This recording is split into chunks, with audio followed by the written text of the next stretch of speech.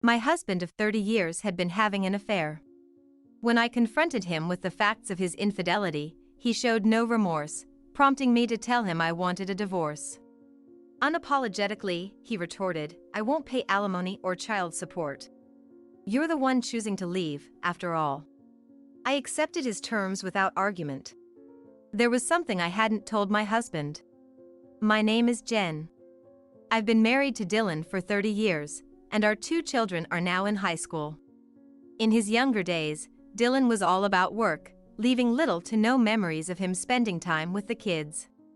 Back then, it was normal for men not to participate in childcare, so after quitting my job to give birth, I had been the one solely responsible for raising our children. With both my parents having passed away before my marriage, I had no one to rely on. Dylan, who earned money, always proclaimed he was more important than a stay-at-home mom like me, often taunting, "You're lucky to just play with the kids at home and have a life, huh?" Even on his days off, he wouldn't take the children to the park, instead lounging around the house, claiming he was tired from work. As I watched Dylan relax, I tirelessly juggled household chores and childcare without a break. If he came home to a messy house or dinner not ready, his rage was like a blazing fire, so I could never let my guard down. Even when our eldest son, Alex, was sick with a fever, Dylan maintained his stance that childcare was a mother's job, refusing to help at all. So there I was, taking a feverish Alex to the hospital, all the while holding our young daughter, Lisa. As the kids hit adolescence, they began to rebel against their father's neglect, refusing to even speak to him. "The dad's always busy with work and doesn't care about us. Plus, the way he belittles mom makes me so angry," they'd say, ignoring their father. Dylan, never much for showing affection to his children, responded with mutual indifference, creating a tense atmosphere at home. However, as the kids grew into high school students and outgrew their rebellious phase, they started having minimal conversations with him. Recently, Dylan, usually sullen, seemed unusually happy. His work was still hectic, with late nights and business trips, but his cheerful demeanor suggested a fulfilling job. I imagined a future where our children successfully became independent, and Dylan and I could spend a peaceful retirement together. But a few days ago, I realized how naive I had been. While preparing Dylan's suit for the cleaners, I found receipts from a restaurant, suggesting a date for 2, and a purchase from a women's brand. Suspicious, I checked the credit card statements, which he usually managed, and found charges from a hot spring inn on dates he was supposed to be on business trips. The evidence pointed to one conclusion. Dylan was lying and having an affair. His recent happiness wasn't due to work. It was from spending time with his mistress. I started monitoring Dylan's activities.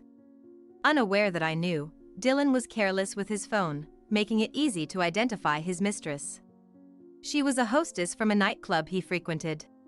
Though she stood out among the older clientele and seemed uncomfortable, Dylan was particularly fond of her, requesting her every time. Initially just a patron, their relationship evolved beyond the club, and now she had quit her job to be with him, not as a customer, but as a lover. Despite working a part-time job during the day, her lifestyle remained as lavish as when she was at the club, clearly beyond her means. Dylan, no doubt, was supporting her financially, buying her luxury items, and taking her on trips under the guise of business travel. The more I investigated, the darker Dylan's infidelity became. When I confronted him with the receipts and statements, he casually admitted to it. "A man needs a break from work. I bring home the salary, so what's the issue?" he said defiantly. "If you had made a home worth resting in, I wouldn't have done this." "You share the blame," he added. "That's no excuse for betraying your family. If you respected me more as a family member, maybe things would be different. You're to blame too, with your lack of charm and the kids who don't warm up to me." Dylan tried to end the conversation, insisting he was not at fault, but my feelings for him cooled instantly. Why did I devote myself to such a person without a word of complaint? I realized I couldn't continue living with Dylan any longer. Enough is enough. I can't do this anymore. I want a divorce. Hearing my words, Dylan smirked. "You said it." He continued, almost gleefully. I intended to keep the marriage going. The divorce is solely your wish, so I won't pay alimony or child support. If you want to leave, then leave on your own. It seemed Dylan wanted to divorce me to start a new life with his mistress. However, he knew if he initiated it, he'd be liable for alimony and child support. So, he preferred me to be the one asking for it. I even suspected he might have left the receipts in his suit on purpose, to make me aware of his affair. Though it was irksome to play into Dylan's hands, staying married wasn't an option either. I preferred a quick separation over a financial dispute. Fine. I don't want a penny. What? Dylan was taken aback by my swift concession, but soon his mood lifted. So you understand, huh? Good. I guess we can skip the property division too, right?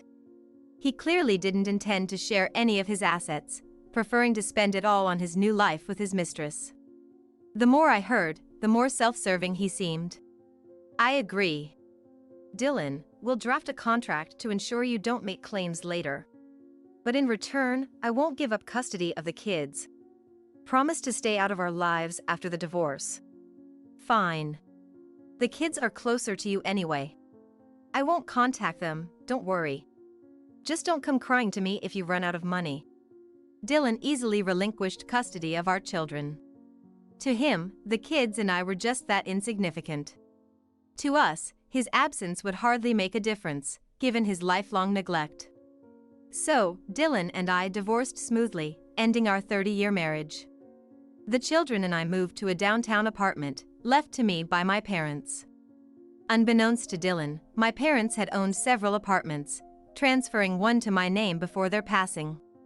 Although I became a homemaker, the rental income from these properties had been a steady source of income. This allowed us to live comfortably without Dylan's support and even cover college fees for the children. Life after he was problem-free, even more comfortable without needing to cater to his moods.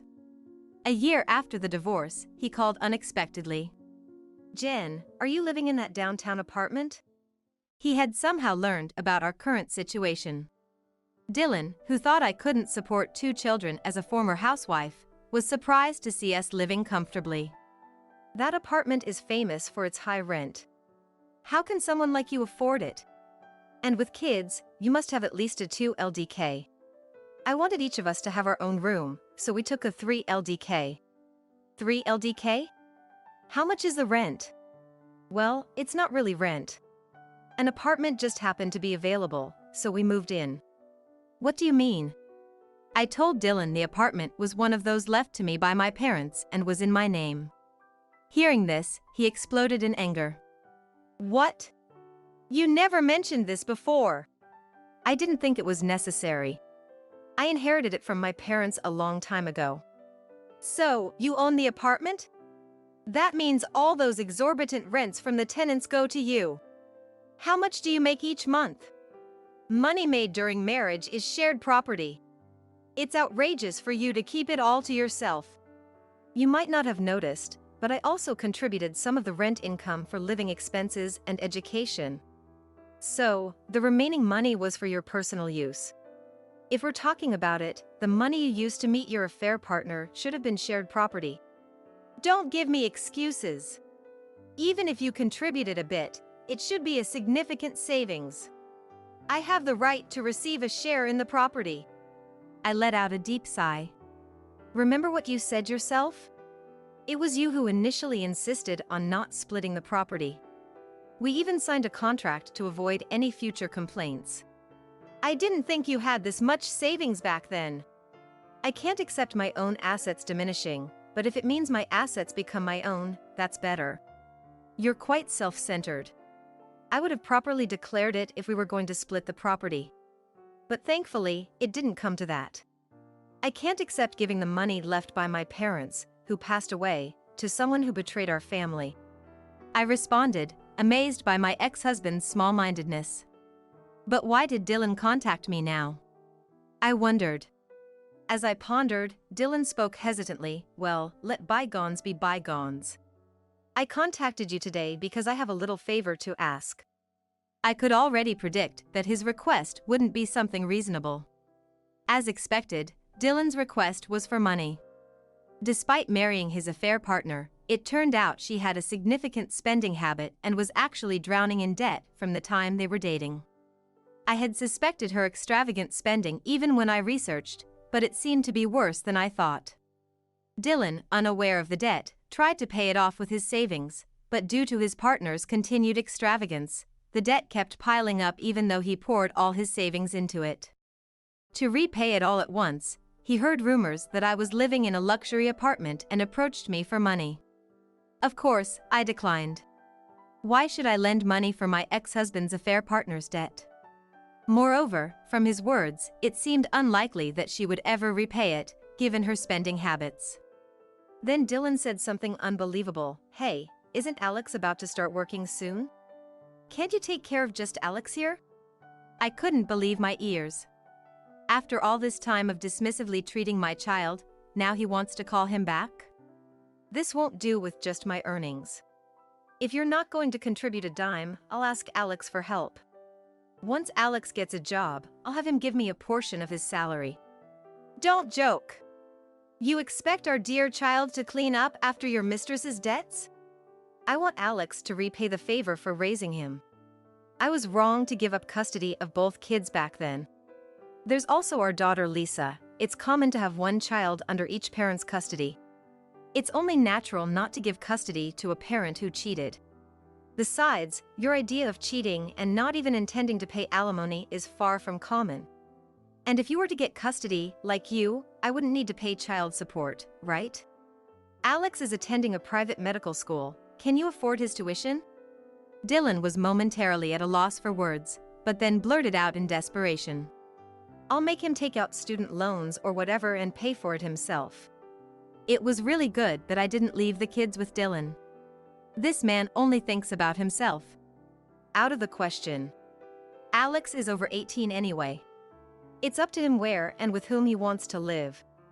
He might want to live with me, his father. That's not happening. Is it money?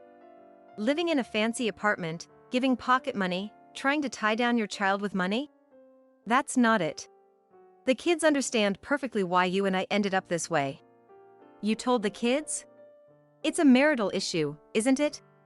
You want them on your side? I just told them we're divorcing due to differing values. They seem to have understood that on their own. Even if I hadn't said anything, the kids had long realized you were having an affair. That's just what you think. Let me talk to Alex directly. If we talk man to man, I'm sure he'll understand my feelings. Stop it.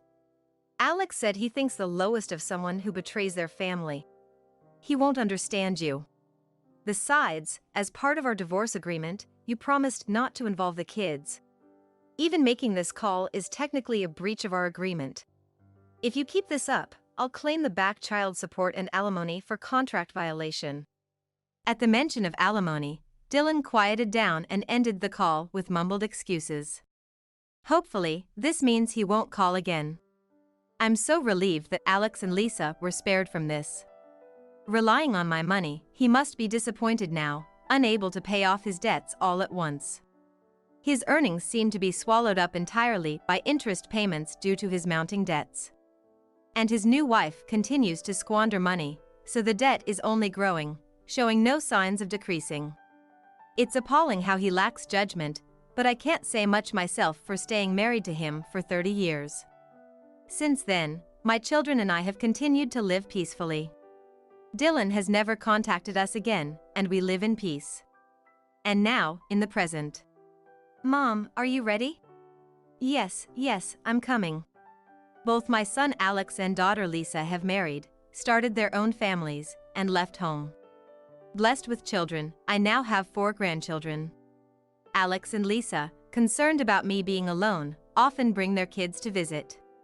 Today, it's a family trip with 9 of us, Alex's family, Lisa's family, and me. Having such joy in my later years might be thanks to decisively leaving Dylan back then. I heard through the grapevine that Dylan, unable to divorce his current wife who refuses to leave him, spends his old age chased by debts. A life of just paying off debts, without the happiness of time with grandchildren. Despite it being self-inflicted, I can't help but feel a bit of sympathy. A single mistake can so drastically split happiness and misfortune.